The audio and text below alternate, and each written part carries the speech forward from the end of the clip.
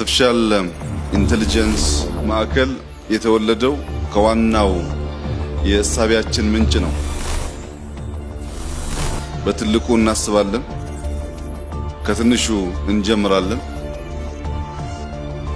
ያን በማስተናሰል ከትልቁ ግባችን እንደርሳለን።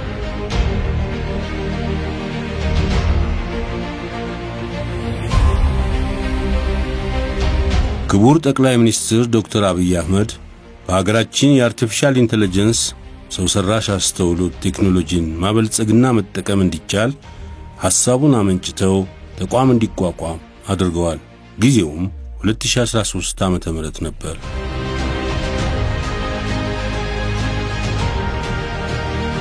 ያኔ የአርቲፊሻል ኢንተለጀንስ ማዕከል ነበር።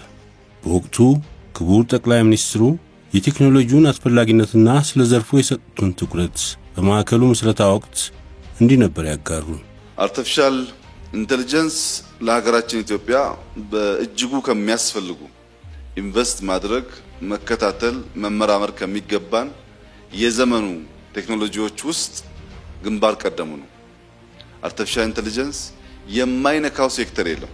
በእርሻ አይተኬ ሚና አለው፣ በኢንዱስትሪ አይተኬ ሚና አለው፣ በጤና አይተኬ ሚና አለው፣ በሰርቪስ፣ በትሬድ፣ በየትኛውም ሴክተር ብትሄዱ አርቲፊሻል ኢንተለጀንስ በጣም እጅግ ግዙፍ የሆነ ጠቀሜታ ለኛ ይሰጣል። የዛሬ 30 ዓመት በ2050 ከ20 ሀያላን ሀገሮች አንዷ ትሆናለች ኢትዮጵያ ሲባል ዛሬ ያልጀመረችው አርቲፊሻል ኢንተለጀንስ ድሆ በእግሩ ቆሞ አድጎ ጎልምሶ ያኔ ውጤታማ መሆን አይችልም። ቤዚክ የሆኑና አስፈላጊ የሚባሉ ጉዳዮች ዛሬ መጀመር አለባቸው።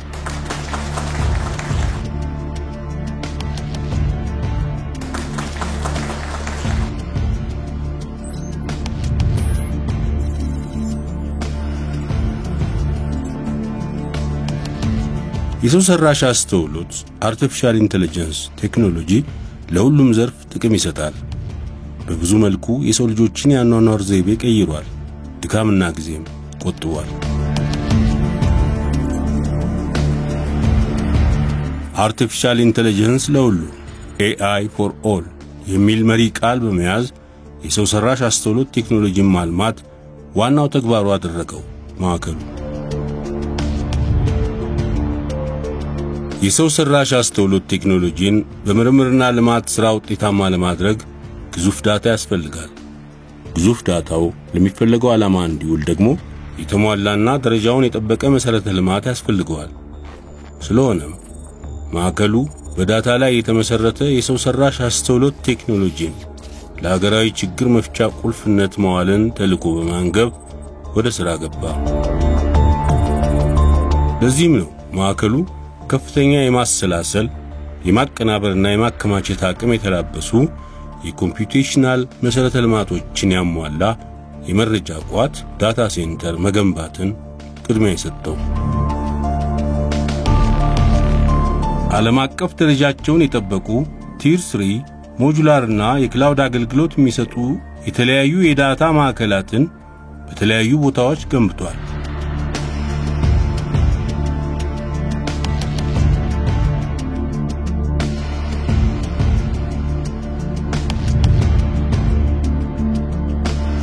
ክቡር ጠቅላይ ሚኒስትር ዶክተር አብይ አህመድ የዘወትር ክትትልና ግልጽ አመራር ሰጭነት ቴክኖሎጂው የምርምርና ልማት አድማሱን በኮምፒውተር ቪዥን፣ በኤአይ እና ሮቦቲክስ፣ በማሽን ለርኒንግ፣ በተፈጥሮ ቋንቋ ቅንብር እንዲሁም በቢግ ዳታ ላይ በልዩ ትኩረት ማከናወኑን ቀጠለ።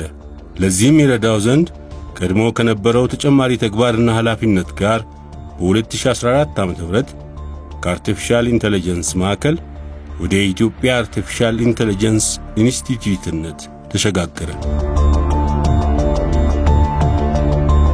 በጥልቅ የሳይንሳዊ ምርምርና ልማት ሥራዎች የተለያዩ ዘርፎችን አሰራር ማዘመን እንዲሁም ጊዜን ለመቆጠብ ወጪን ለመቀነስና አላስፈላጊ እንግልትን ከሀገራችን ከአገልግሎት ሰጪ ተቋማት አሰራር ለማስወገድ አቅም መሆን ጀመረ። በተፈጥሮ ቋንቋ ቅንብር 5 ሀገርኛ ቋንቋዎችን ማለትም አማርኛ፣ አፋን ኦሮሞ፣ አፍ ሶማሌ፣ ትግርኛና አፋርኛን የማሽን ቋንቋ ማድረግ ተቻለ። ይህም በሰው ሰራሽ አስተውሎት ቴክኖሎጂ ተናጋሪን መለየት፣ ቋንቋን ልየታ፣ የዳኝነት አገልግሎትን በኤአይ በመታገዝ የፍትህ ስርዓቱን ማዘመን እንዲሁም ወራት ይፈጅ የነበረውን የትራንስክሪፕሽን ድምጽን ወደ ጽሑፍ መቀየርን ሥራ በማሽን በመታገዝ ባጠረ ጊዜ 96% አስተማማኝነት አገልግሎት ማግኘት አስቻለ። በአገር ልጅ በራስ አቅም በራስ ዳታ ሳይንሳዊ መመዘኛዎችን አሟልቶ የራስን ችግሮች ለመፍታት ኢንስቲትዩቱ ለሀገራችን ጉልህ ሚናውን እያበረከተ ይገኛል።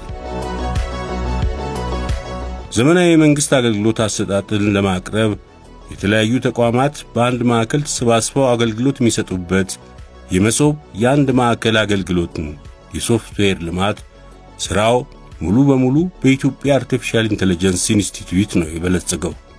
በዘመናዊ የመረጃ ቋቱ ዳታ ማዕከሉ አገልግሎት የሚሰጠው መሶብ የአንድ ማዕከል አገልግሎት ዛሬ በክልሎችና በከተማ አስተዳደሮችም የአገልግሎት አድማሱን ሲያሰፋ ኢንስቲትዩቱ የዲጂታል አገልግሎትን በፍጥነትና በጥራት ለዜጎች መስጠት እንዲቻል የአንበሳው ሚና እየተወጣ ይገኛል።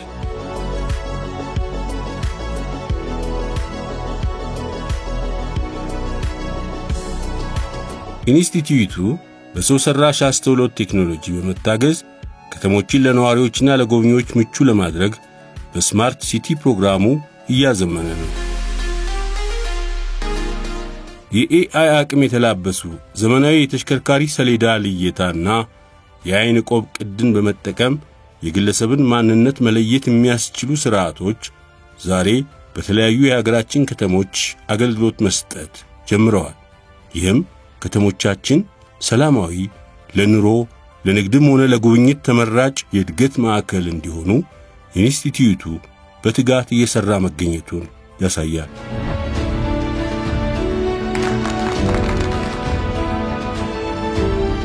ዜጎች በሕግ ማስከበር ሥርዓት ተሳትፎ የሚያደርጉበት የኤፍፒ መተግበሪያ በኢንስቲትዩቱ የለማ ነው።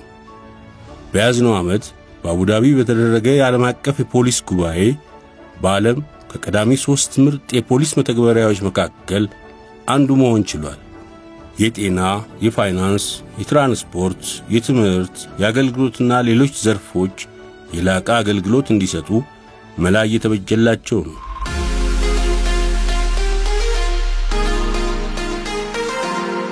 ላብነትም በኢንስቲትዩቱ የበለጸጉትና ለኢትዮጵያ ጉምሩክ ኮሚሽን አገልግሎት አሰጣጥ መዘመን ጉልህ ሚና እያበረከቱ የሚገኙት የኤአይ አቅም የተላበሱ ስርዓቶች ችግር እየፈቱ ይገኛሉ።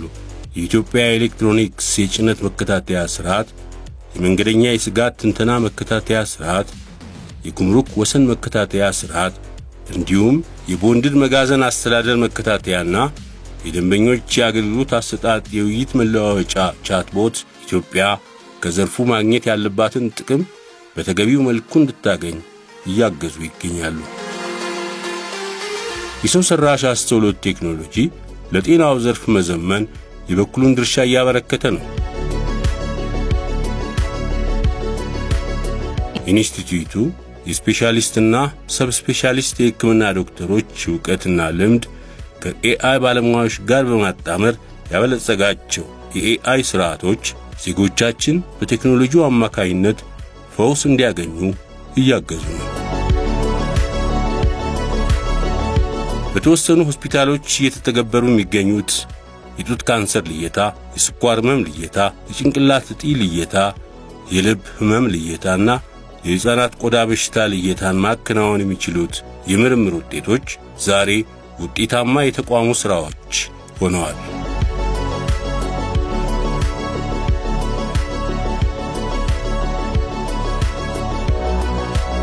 በግብርና ዘርፍ የቡና የስንዴና የቲማቲም ምርትና ምርታማነትን ለማሳደግ ዘርፉ ትኩረት ተሰጥቶታል። ይህም የሰብልና አትክልቶችን ቅጠል ምስል በመጠቀም የበሽታውን አይነት መወሰድ ያለበትን ሳይንሳዊ መፍትሄ እንዲሁም ሊያጋጥም የሚችልን የምርት መጠን መቀነስ እንዴት መቀልበስ እንደሚቻል የበርካታ ባለሙያዎችን ዕውቀትና ክህሎት አጣምረው የያዙ ሞዴሎች ውጤታማ ናቸው።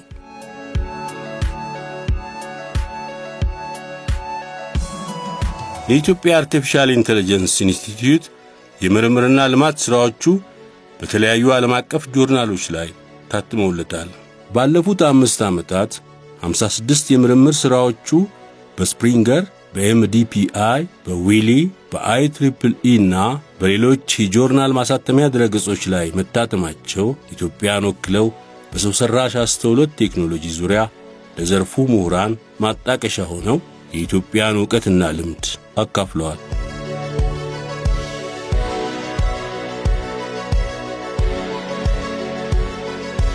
በተጨማሪም ከኢንስቲትዩቱ የምርምርና ልማት ስራዎች 9ኙ ከኢትዮጵያ አእምሯዊ ንብረት ባለስልጣን ዕውቅና ተቸሮቿል። የኢትዮጵያ አርቲፊሻል ኢንተለጀንስ ኢንስቲትዩት በሰው ሰራሽ አስተውሎት ቴክኖሎጂ ዙሪያ የትውልድን አቅም ለመገንባት ይተጋል። ከ2014 ዓ.ም ጀምሮ በክረምት ሰመር ካምፕ ተቀብሎ ታዳጊዎችን ስለ ሰው ሰራሽ አስተውሎት ምንነት፣ አስፈላጊነትና ዘርፉ የሚፈልገውን አቅም ለማዳበር ታዳጊዎች ማድረግ ያለባቸውን ትኩረት በበሳል ባለሙያዎቹ በተደራጀ መንገድ ስልጠና እየሰጠ ይገኛል።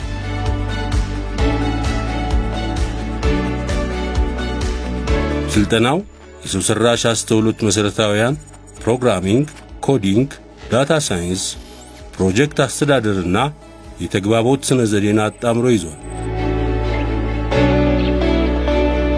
ከኢትዮጵያ አንፃር ያለው ሳቤ ልክ እንደ አውሮፕላኑ ልክ እንደ መኪናው ለማስገባት የነበረው ትግል ቀንሶ ስለ ጉዳዩ የሚወያዩ፣ የሚማሩ፣ የሚያነቡ፣ የሚሞክሩ ልጆች እንፍጠር። ከ120 ሚሊዮን 20 በጣም ካነሰ 10 በጣም ካነሰ 5 ሚሊዮን ቴክኖሎጂካል ሳቪ የሆነ ለቴክኖሎጂ የቀረበ ትውልድ መፍጠር ግን ትችላለች። እሱ ላይ ከሰራን ግማሹ በገንዘቡ ሲሰራ እኛ በልጆቻችን የተወሰነ ሼር እንሻማለን ማለት ነው። ወጣቶች የቴክኖሎጂ ዕውቀታቸውን በማዳበር ዓለም አቀፍ ተወዳዳሪ የሚያደርጋቸውን ክህሎት የሚገበዩበት የክቡር ጠቅላይ ሚኒስትሩ የ5 ሚሊዮን ኮደርስ ኢኒሼቲቭ ሁሉም የኢንስቲትዩቱ ሰራተኞች 100% ስልጠናውን ወስደዋል።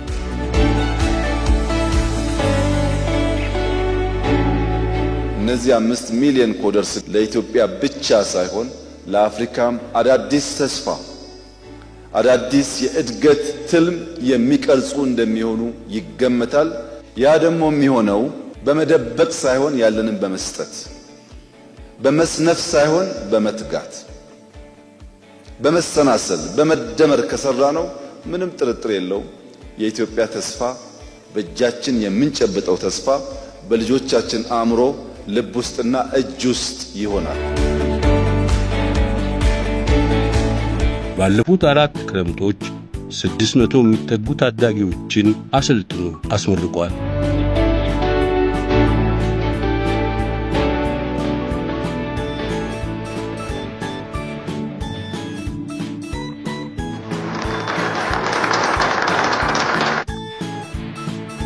ትልቁ ስራ ትውልድ ላይ መልካም ዘር መዝራት ነው።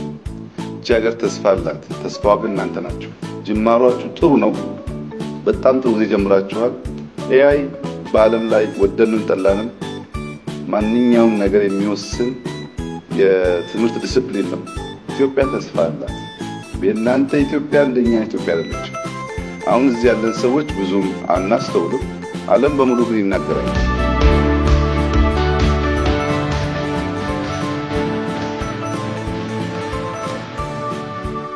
አርቲፊሻል ኢንተለጀንስ የተፈጠረለትን ዓላማ እያሳካን ያለው እናንተ ምን ፈልገው ዛሬ የሚፈጠር ቴክኖሎጂ ሳይሆን ቴክኖሎጂ የሚፈጠር ሰው መፍጠር ነው።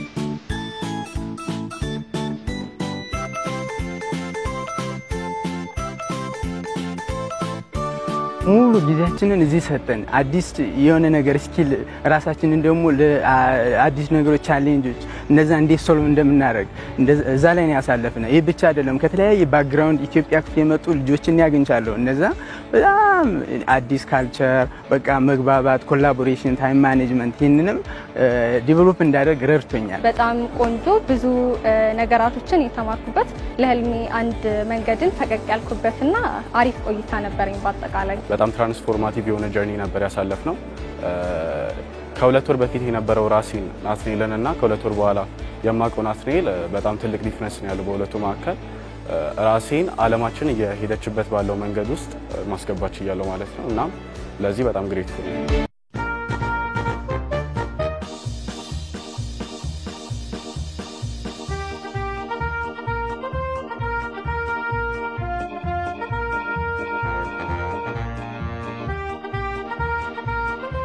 ታዳጊዎች በምረቃ ጊዜ በሚያቀርቡት የመመረቂያ ፕሮጀክት የተመረጡ ቁልፍ ችግሮችን በሰው ሰራሽ አስተውሎት ቴክኖሎጂ አማካኝነት እንዴት መፍታት እንደሚቻል ተግባራዊ መፍትሄ ያበጁበታል። ክቡር ጠቅላይ ሚኒስትር ዶክተር አብይ አህመድ በአካል ተገኝተው ለታዳጊዎች ዕውቅናና ሽልማት በሰጡበት በዚህ ፕሮግራም ታዳጊዎች ሩቅ እንዲያልሙ ለችግሮች መፍትሄ እንዲተልሙ መንገድ መሪ ሆኗል። መፍጠር ከትጋት ውጭ ከድካም ውጭ እንደማንኛውም ሰው ተኝታችሁ እንደማንኛውም ሰው ወጣችሁ ገብታችሁ እንዝናና ብላችሁ መፍጠር አትችሉ ጥሪያችሁና ዓላማችሁ መፍጠር ከሆነ መድከም የየለት ልምምዳችሁ መሆን አለበት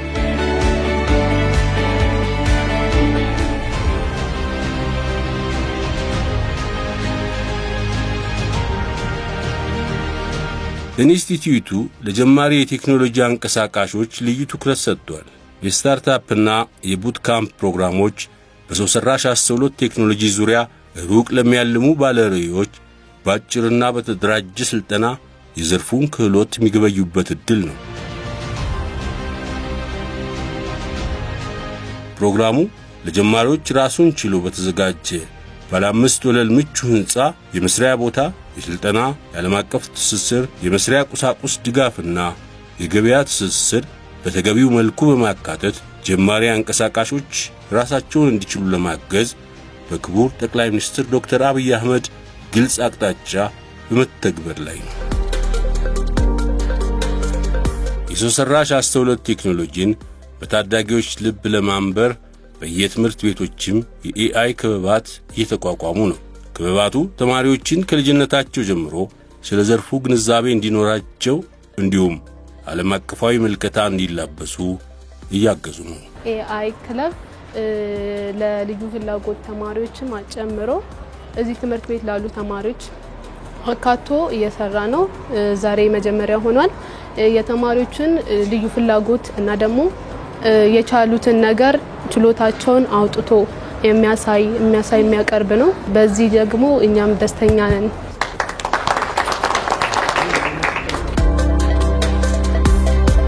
ከዚህም ባሻገር ከዘርፉ በላቀ ደረጃ ተጠቃሚ ለመሆን በከፍተኛ የትምህርት ተቋማት የሰለጠኑ ባለሙያዎች ማፍራት የግድ ይላል።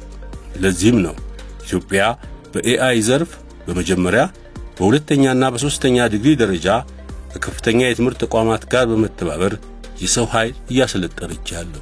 የኛ ዩኒቨርሲቲዎች ካሪኩለም ቀርጸው በፒኤችዲ ደረጃ ኤአይ ይሰጣል። ተከታይ አይደለንም ማለት ነው። ውጤት ባለን የገንዘብ ውስንነት የግብዓት ውስንነት በማርኬት ውስጥ ያለን ድርሻ ውስን ሊሆን ይችላል። ግን ሰው ያነቃን እያስተማር ነበር። ፔፐር ላይ የሚቀመጥ ነገር አይደለም የምንሰራው ለሀገር የሚጠቅም ነገር ነው። ከናንተ ጋር በመተባበርና ከሪሰርች ተቋም ጋር የሚሰራ ነገር በቃ ትክክል የሀገርን ችግር ያለበትን ችግር ሊፈታ የሚችልና ሊፕ ፍሮግ ሊያደርገን የሚችል ነገር ስለሆነ በጣም ደስ ብሎኛል። በሀገራችን ውስጥ ሆነን እንደዚህ አይነት ፕሮግራም መማር ያለን ነገር እዚህ ሆነን ፋሚሊ ጋር ሆነን ይሄንን መማር መቻል ሳንርቅ ሳንሄድ ይሄንን እንደዚህ አይነት እድል ማግኘት በአርቲፊሻል ኢንተለጀንስ ፒኤችዲ ደረጃ ትልቅ እድል ነው። ይሄን እድል በማግኘቴ በጣም ደስ ብሎኛል። ስፔሻሊ ዩኒቨርሲቲና ኢንዱስትሪ አንድ ላይ ሆኖ የሚሰጡት ፕሮግራም በመሆኑ እኛ እድለኞች ነን ብዬ አስባለሁ እና ይሄንን ኦፖርቹኒቲ ስለሰጣችሁን አመሰግናለሁ። ኤአይ የሚያስፈልጉ የሆኑ ዕውቀቶችን ኢንፎርሜሽኖችን እንዲሁም ሪሶርሶችን ሼር ለመደራረግ ትልቅ ኦፖርቹኒቲ ስላገኘን የትምህርት ቆይታችን በጣም ጥሩ ነበር።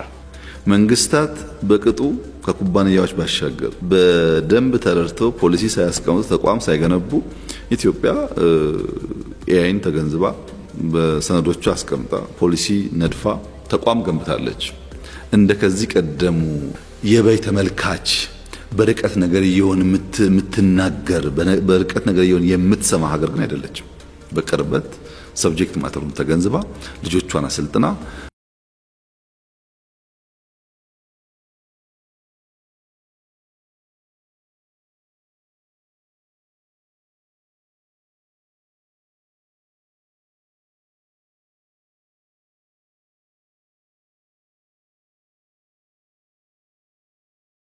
አስተውሎት ቴክኖሎጂ የሚገባንን ተጠቃሚነት ለማግኘት በህብረተሰቡ ውስጥ ግንዛቤ እንዲያድግ በትኩረት ተሰርቷል። በተለይም በኮንፈረንስና በኤግዚቢሽኖች የቴክኖሎጂውን አስፈላጊነት ለህዝባችን ከሳይንሳዊ ማህበረሰቡና ዓለም አቀፍ ልምድ ካላቸው ምሁራን ጋር በማጣመር የሚቀርቡባቸው የፓን አፍሪካን ኤአይ አውደ ጥናትና አውደ ርዕዮች የብዙሃንን አይን ገልጠዋል።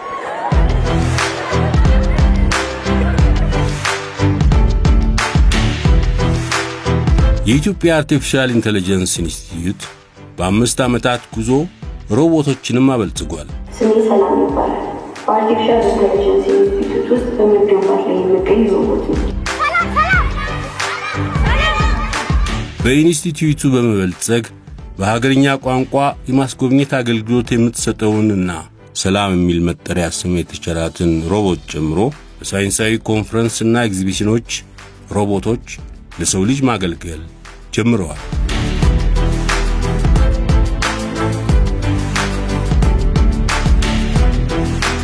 የህዝቡን ኑሮ በቀጥታ የሚነኩ ስራዎች ናቸው ዛሬ የተመለከትነው። ስለዚህ ከአርቲፊሻል ኢንተለጀንስ ጀምሮ ያሉ ስራዎች በጣም የሚደነቁ ናቸው። ህዝባችን በከፍተኛ ደረጃ ይለወጣል። የስራ ኤፊሺየንሲ ይጨምራል።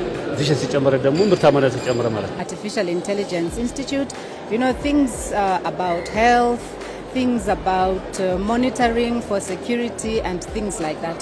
So it is really wonderful to see that Africa is making so much progress on its own. ኢትዮጵያችን በጣም ትልቅ ቦታ የደረሰች እንደሆነ ዓለም ላይ አፍሪካ ፈርቀዳች እንደሆነች ሌሎችን አፍሪካ ሀገራትን የቀየረች እንደሆነ እኛም የተቀየረ እንደሆነ ፊል እናደርጋለን እና ያለን ሚዳበሰ የምታየው የምትይዘው ነገር ነውና እን በማየታችን በእኛ ጊዜ አሁን በመጀመሩ የዚህ ጀነሬሽን ሰው በመሆኔም እኔም እድለኛ ነኝ። እኛ እዚህ መምጣታችን ለፊውቸራችን እንዴት ነው ማስኬድ ያለብን የሚለውን ነገር አሳይቶኛል። ማለት ቴክኖሎጂ ምን ያህል ጥቅም እንዳለው ነገሮችን እንዴት እንደሚያቀልልን አይቻለሁ። ይሄንን ሰራን ብላ ኢትዮጵያ ከዚህ በኋላ አንድ መግለጫ ስትሰጥ እንዴት ይቻላል የሚልን ነገር ያከሸፈ ነው። በቃ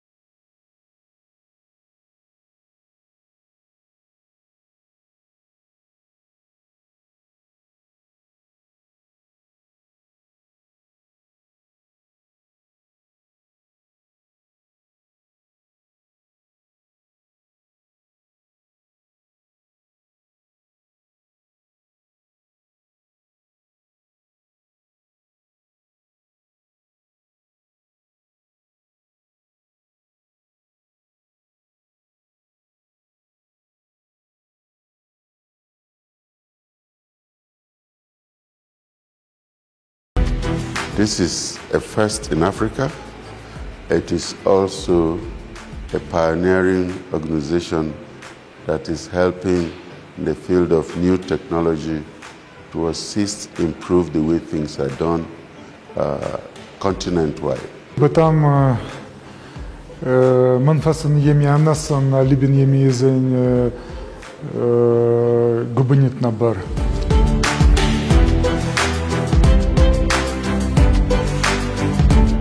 It's very encouraging to see that this is a really part of the country, and obviously there is a strong sense of priority on this here. On AI, and we're sure to see him there, and that would be an important platform to share that experience, to share the inspiration with even more countries, but starting with Rwanda.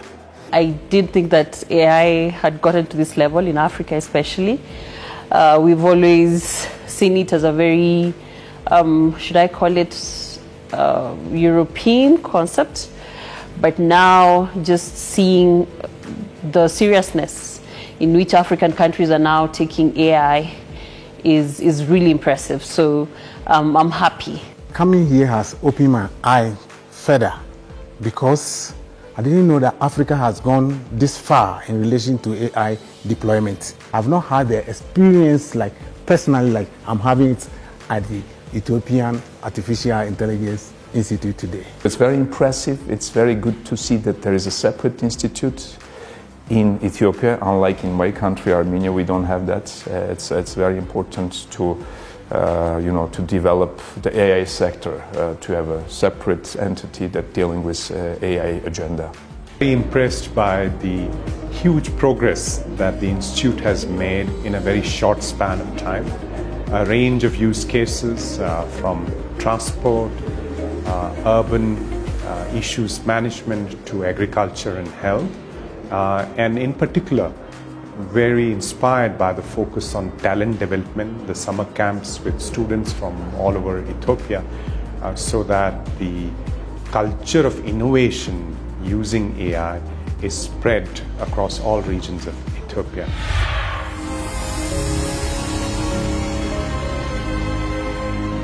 ስለ ሰው ሰራሽ አስተውሎት ቴክኖሎጂ ግንዛቤ ለማዳበር በኢንስቲትዩቱ የተዘጋጀው አስተውሎት ሳይንሳዊ ፊልም ለማህበረሰቡ ቀርቧል። ስማርት ነው ዘዴ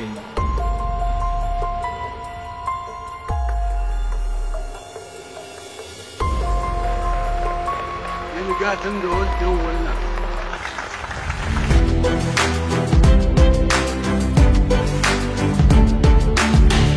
Empowering Africa through AI በሚል መሪ ቃል ለተከታታይ 3 ዓመታት የተካሄዱት እነዚህ የዘርፉ መድረኮች ምሁራንን፣ የፖሊሲ አውጪዎችን፣ ጀማሪ የቴክኖሎጂ አንቀሳቃሾችን እንዲሁም ማህበረሰባችንን በአንድ መድረክ አገናኝተዋል።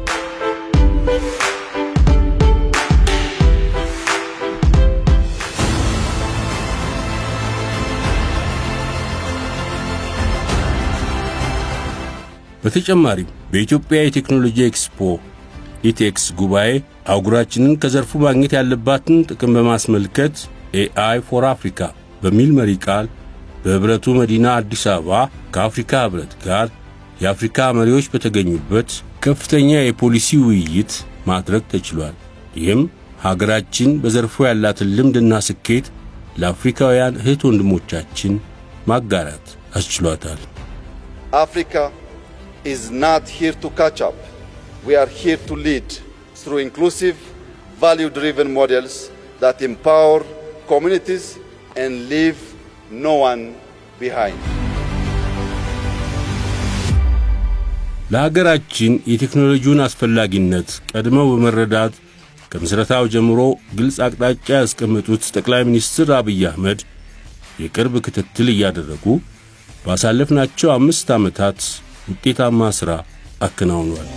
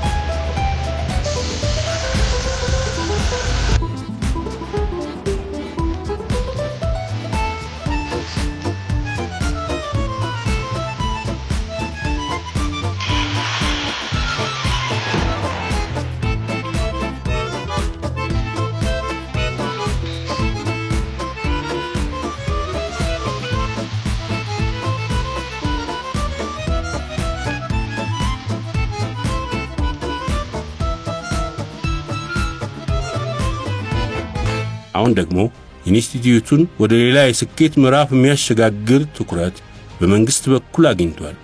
ኢንስቲትዩቱ ራዕዩን፣ ተልእኮውን፣ ዓላማውንና ነገውን በፍጥነት ማሳካት ወደሚያስችለው ደረጃውን የጠበቀ ዋና መስሪያ ቤት ተሸጋግሯል።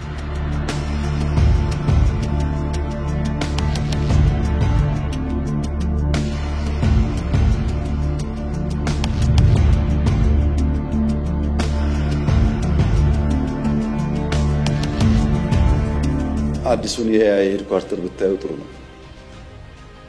ያስደንቃል፣ በእውነት ያስደንቃል። እንኳን ኢትዮጵያ ውስጥ አፍሪካ ውስጥ እንደዚህ ያለ አቅም በ5 ዓመት መፍጠር አይቻልም። በምንም መመዘኛ ኢትዮጵያ ውስጥ ያሉ ተቋማት ኤአይ ያለበትን ብቃትና አቅም ዛሬ የላቸውም። ይሄን ስታዩ ለልጆቻችሁ ምን ያክል ኩራት እንደሚሰማችሁ ጥርጥር የለውም።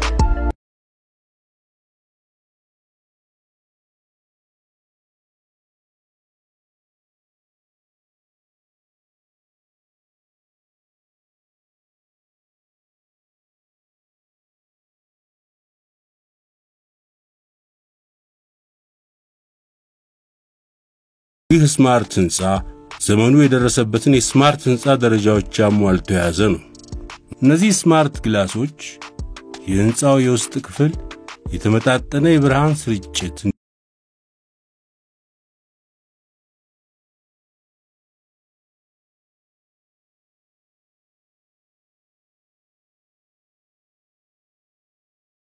ባይድምጽ መነጋገሪያ የተገጠመላቸው እነዚህ አዳራሾች ምቹ የሐሳብ ማፍለቂያና የውይይት ማዕከላት ናቸው።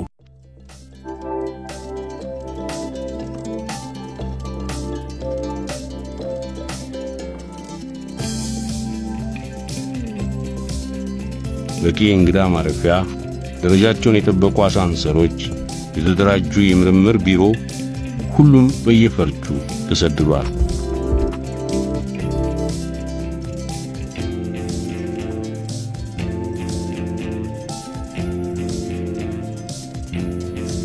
የስልጠና ማዕከላቱ በየትኛውም ሁኔታ ለሥራ ዝግጁ ናቸው።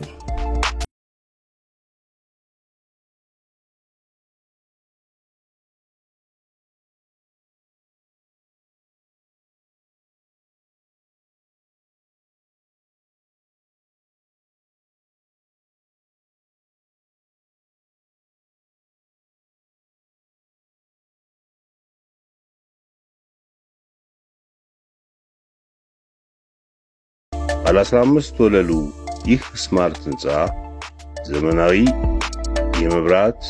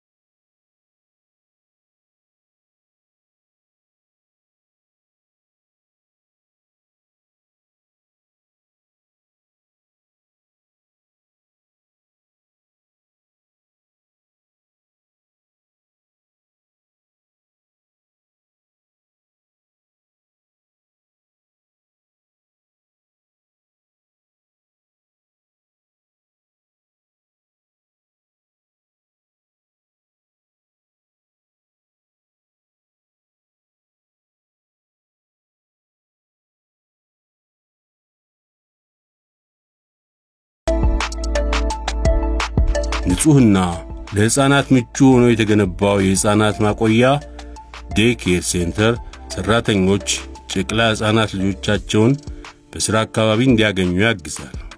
በተለይ ሴት ሰራተኞች በየሰዓቱ ልጆቻቸውን እንዲጎበኙ ቅርብ መሆኑ ልባቸው ርፍ እንዲል አድርጓል።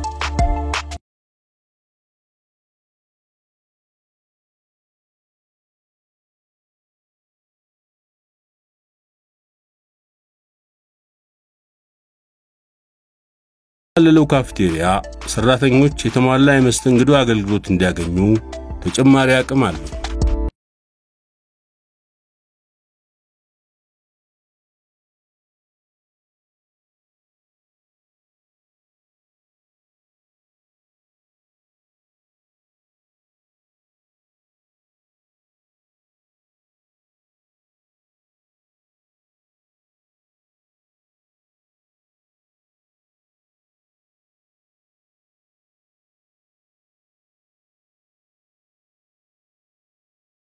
Yeah.